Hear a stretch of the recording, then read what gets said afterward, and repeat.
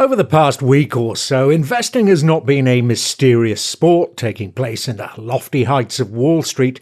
Instead, it's been like a gripping, fast-paced film with an all-star cast.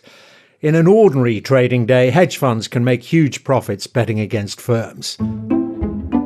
Short selling is a way that an ordinary person can make money from the price of a stock falling. Okay, if you think a stock's going to go up, it's obvious what you do. You buy it, the price goes up, you sell it, you've made money. But what do you do if you think it's going to fall? Well, you want to sell it, but you can't sell it unless you have it. So the way it works is first you have to borrow it and then you sell it. So I think it's easy if you imagine, say, the example of a library book, okay? You borrow the library book and then you sell it straight away. But remember, you have to give that library book back in 2 weeks' time and you've already sold it. So what do? 2 weeks pass, hopefully the price has already fallen. So you buy it back for cheaper, you give it back to the library, happy days, you're done. If the price hasn't already fallen, you might try and extend that loan. So that's how short selling works. But the stock market has been far from ordinary. What if 2 weeks comes and suddenly the library says you can't extend your loan? So that's basically what's happened here. These guys on Reddit, they realised that a lot of hedge funds had shorted a lot of the GameStop stock, which means they'd borrowed lots of it and they'd sold it. Well, they said, if we buy all the stock, when that loan comes due and these guys come back saying, can we extend our loan, please? We can say no. And then basically, they'll have no option but to buy the stock from us at any price because they can't borrow it again. So you buy it here, you push it up to a much higher price, and when the short sellers come in, you sell it to them a lot higher, and then you make your profit. GameStop, BlackBerry, Nokia, Blockbuster, and now Silver have all been subject to that exact process you've just heard the economist Gary Stevenson talk about. Wall Street Bets is a popular forum on social media site Reddit. Young people with an interest in amateur investing swap tips and share their latest trading antics, mostly using easy-to-use apps on their phone like Robinhood to get involved in the market with just a few dollars. The community there noticed that massive hedge funds like Melvin Capital and Citron Research had bet against a struggling video game store called GameStop. With the pandemic hitting shops like this hard, these billion-dollar hedge funds anticipated that the share price would just keep on tumbling. And that's when these armchair investors decided to get involved in a move that would bring chaos to Wall Street.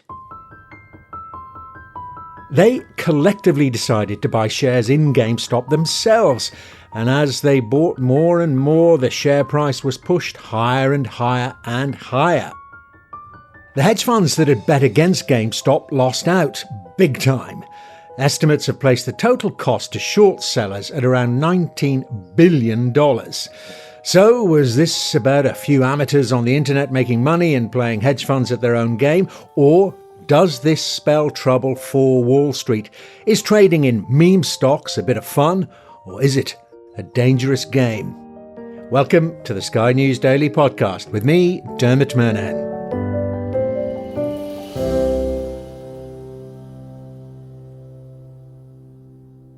Is this the small investors sticking it to the man, the ordinary people versus the hedge funds? Well, that's definitely how it's being portrayed in a lot of the media, and I can totally understand why people are loving that narrative. Gary Stevenson is an economist and former trader. I mean, when you put it in the broader context of what's happened last year, the economics of this pandemic have been unbelievable, right? Because millions of people stuck at home, here and also in the US, can't work, can't make an income.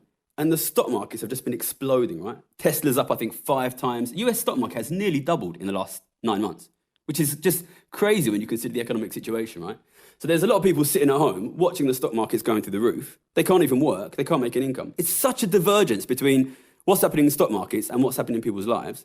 So you can see why they want to rush in and they want to take a piece of the action. But I think that's maybe a bit of a simplification, and it's probably a bit more complicated than what's happening. But it also then has combined with the ability of people to talk to each other and organise themselves. And even if you've only got a few dollars or pounds, if you join together in a community through Reddit, you can use a very cheap trading platform. Look what can happen.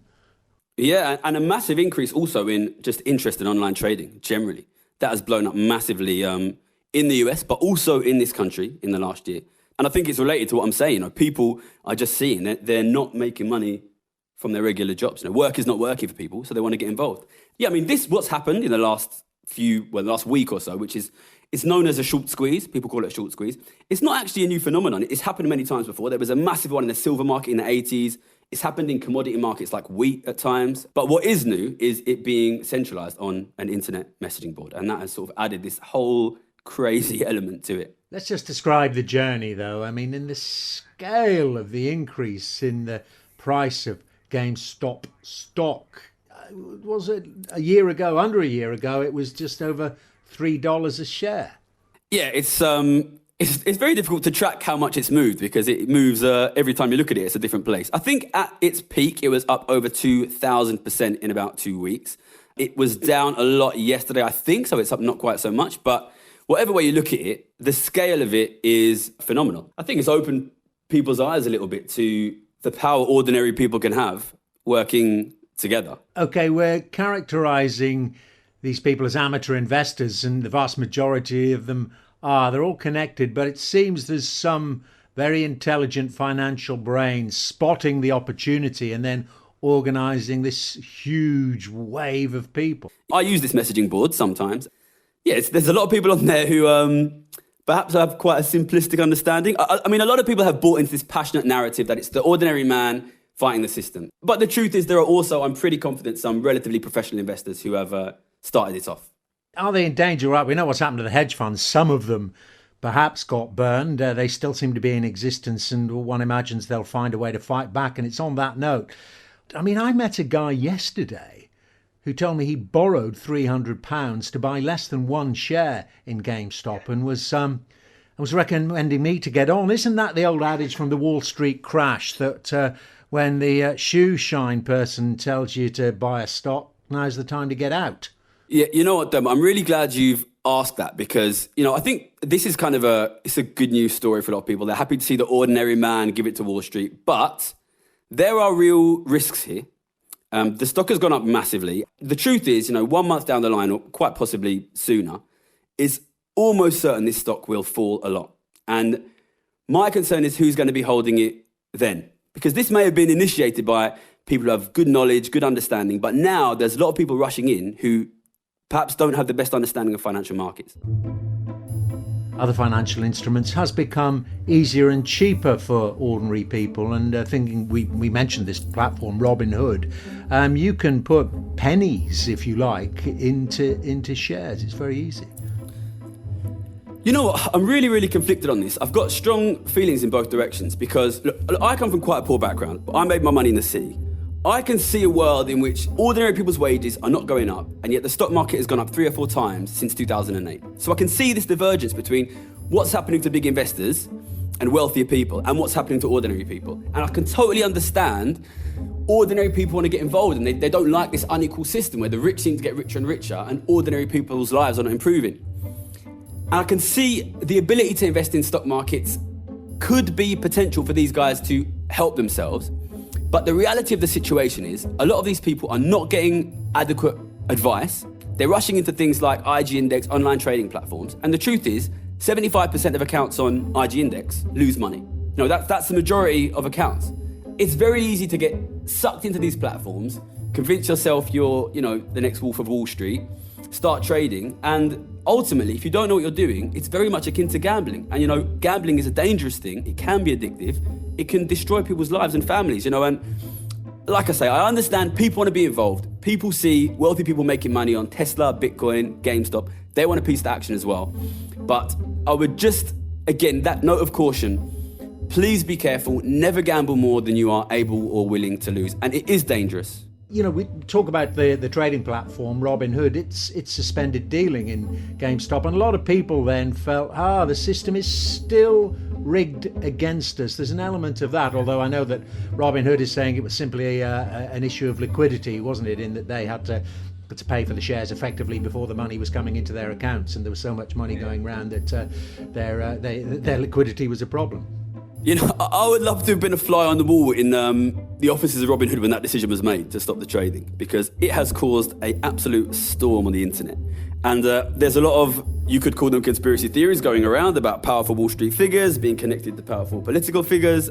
Whether that's true or not, I couldn't comment. I'm sure Robinhood themselves would say, we're trying to protect our platform, we're trying to protect our customers. And like I've said, there are real risks to customers. But I can totally understand the traders, they've got a lot of money here, they've got a lot of risk here, they feel like they're fighting the power, and then suddenly we were in a situation where the ordinary traders were blocked from trading, whereas Wall Street still had access. So, I can understand that anger, I can understand that frustration, but I couldn't tell you for sure what the real reason why Robinhood has stopped. And a lot of UK companies have also banned trading now as well in the last few days.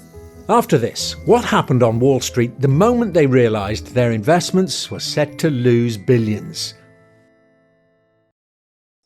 GameStop's roller coaster stock market ride may have come to an end this week. Share prices plummeted by more than 58% on Tuesday, and there are signs other popular targets like BlackBerry and AMC Entertainment have also passed their peak.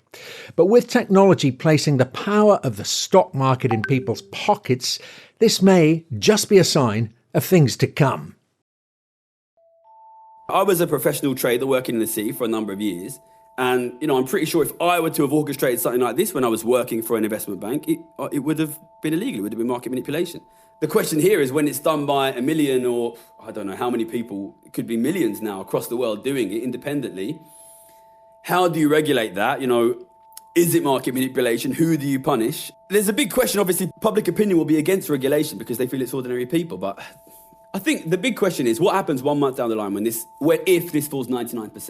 And a lot of ordinary people, hairdressers, taxi drivers are burnt on this. And then, it's easy at the top of the bubble to say don't regulate it. But when the bubble bursts, I think people might feel differently. So, I know I've said it a million times, but the message is be careful. But from what you're saying, Gary, it seems to me, okay, the technology is well advanced, but it seems to me there are echo here's back to time immemorial. Well, perhaps not that far back, but certainly ever since humans started trading and dealing with each other. What do we have? South Sea bubbles, black tulips, things like that. Ponzi schemes. Yeah, what I think is interesting here?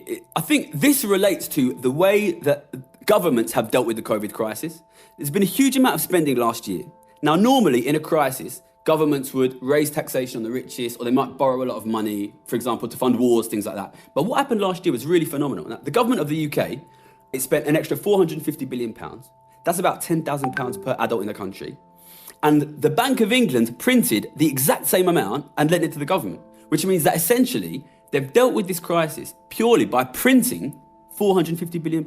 Now, that might seem like an amazing way of dealing with the crisis because nobody has to pay for it, but the net result is you pour a huge amount of extra money into society. And that has a lot of problems. If you look at where the money's ended up, you can see most of it has ended up with richer people. So that increases inequality, and inevitably it creates bubbles in asset markets because these people are going to invest them. My big concern is that contagious into the UK housing market. And we've seen house prices rocketing up in the middle of the deepest recession ever. My concern is what happens if house prices double again, which ultimately is what happened after 2008. And what does that mean for poorer families trying to get onto the housing ladder? Basically, if you try and fix an inequality crisis by printing money and giving it to the rich, you can't be surprised when that inequality crisis gets worse. We need to start making the richest people actually contribute to fixing and paying towards these crises rather than just profiting from them, clearly.